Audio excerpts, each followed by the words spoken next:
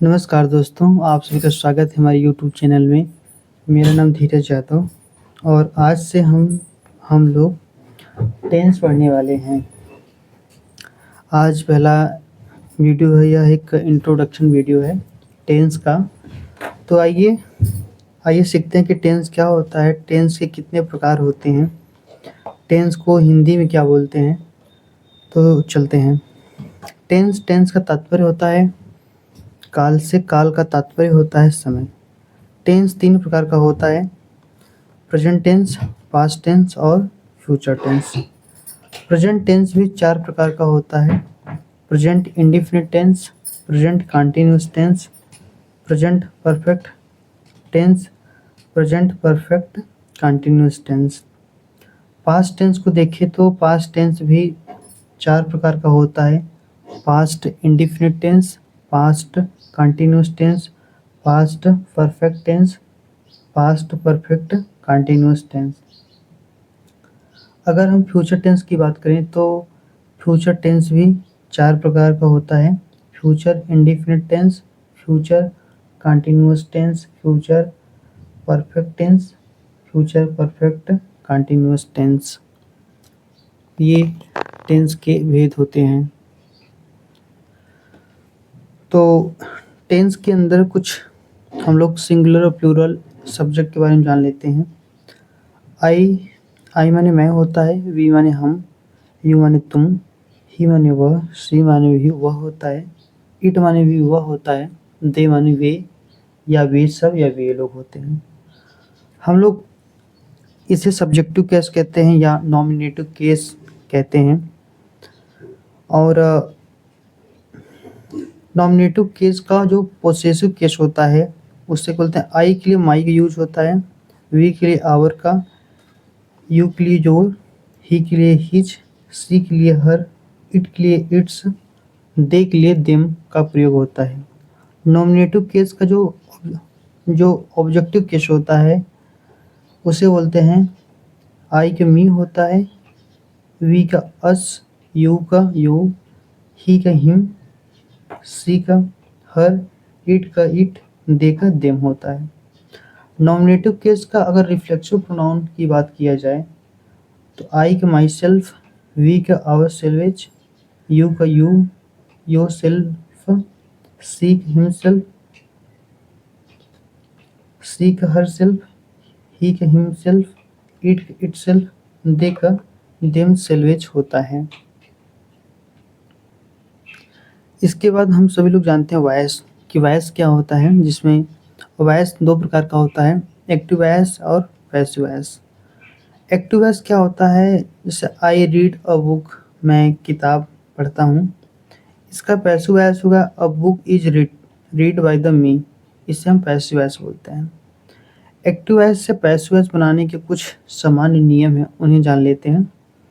Active voice से passive voice बनाते समय ऑब्जेक्ट को सब्जेक्ट के स्थान पर और सब्जेक्ट को ऑब्जेक्ट के स्थान पर कर दिया जाता है। सेकंड है कि मुख्य क्रिया का थर्ड फॉर्म प्रयोग किया जाता है।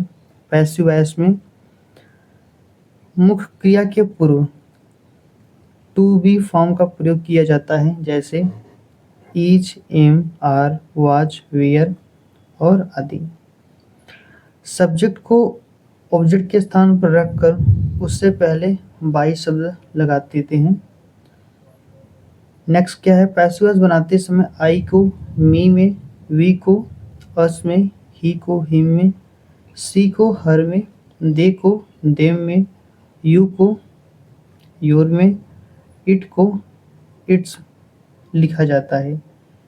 यदि ट्रांजिटिव वर्ब के 2 ऑब्जेक्ट हों तो किसी एक ऑब्जेक्ट को सब्जेक्ट बनाकर पैसिव वॉइस बनाया जाता है। जैसे I give him a book active voice है, तो he was given a book by the me, a book was given to him by the me. Note: यदि एक्टिव वॉइस में can, could, may, might, shall, should, will, would, must, used to, ought to का प्रयोग हो तो passive voice बनाते समय इनको क्रमशः can be, could be, may be, might be, shall be, should be, will be, would be, must be, use to be, ought to be में बदल दिया जाता है। यदि एक्टिव वॉइस में प्लीज तथा कैंडली आदि शब्द आए तो इनका पैसिव वॉइस केवल यू आर रिक्वेस्टेड टू से ही बनाया जाता है। लेट से पैसिव वॉइस नहीं बनाया जाता। इम्परेटिव सेंटेंस ऐसा वाक्य जिसमें आदेश, सलाह, प्रार्थना, अनुरोध, निवेदन आदि का भाव प्रकट हो।